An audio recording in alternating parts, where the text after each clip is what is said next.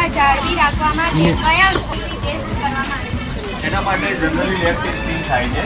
એ લેબમાં ફેક્ટરીમાં ઉત્પાદન દરમિયાન સ્વચ્છતાના કયા નિયમોનું પાલન થાય છે? ક્લિનિંગ તો અમુક દિવસ ચાલુ જ રાખેલા છે. ઉપર આપણા ત્યાં છે અવેલેબલ, જે ડેલી ક્લિનિંગ કન્ટિન્યુ ક્લિનિંગ ચાલુ રાખે.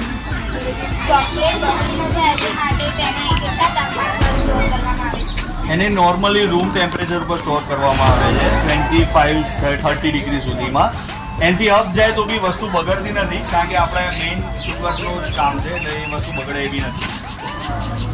તમારી ફેક્ટરીમાં કયા કયા ફ્લેવર્સ અને પ્રકારની ચોકલેટો બને છે? એમાં એક તો લોલીપોપ થઈ ગઈ, જે મિક્સ ફ્રૂટ ફ્લેવર છે, મિલ્ક ફ્લેવર થઈ ગઈ, ચોકો કેરેમલ ફ્લેવર થઈ ગઈ, બબલગમમાં મિક્સ ફ્રૂટ થઈ ગઈ, બબલગમ સિંગલ કોઈ બી ફ્લેવર માંગો તો એ બી મળે. ગ્રાહકોની પસંદગી ધ્યાનમાં રાખીને નવા ફ્લેવર્સ કેવી રીતે નક્કી કરવામાં આવે છે? ફોર્મિંગ મશીન છે, રેપિંગ મશીન છે, એવી રીતે બબલગમમાં બી ફોર્મિંગ મશીન છે, અને બાકી એના કોટિંગ મશીન ને એવું. આ મશીનો પૂરેપૂરા ઓટોમેટિક છે કે માણસ દ્વારા ઓપરેટ થાય છે? ના, એમાં અમુક સેમી ઓટો છે, અમુક આ મશીનોની જાળવણી કેવી રીતે કરવામાં આવે છે? એને રેગ્યુલરલી એને ક્લિનિંગ કરવાની આવે છે, સર્વિસિંગ આવે છે, એમાં ઓઇલ અને એ બધું રેગ્યુલર ટાઈમસર કરવું પડે.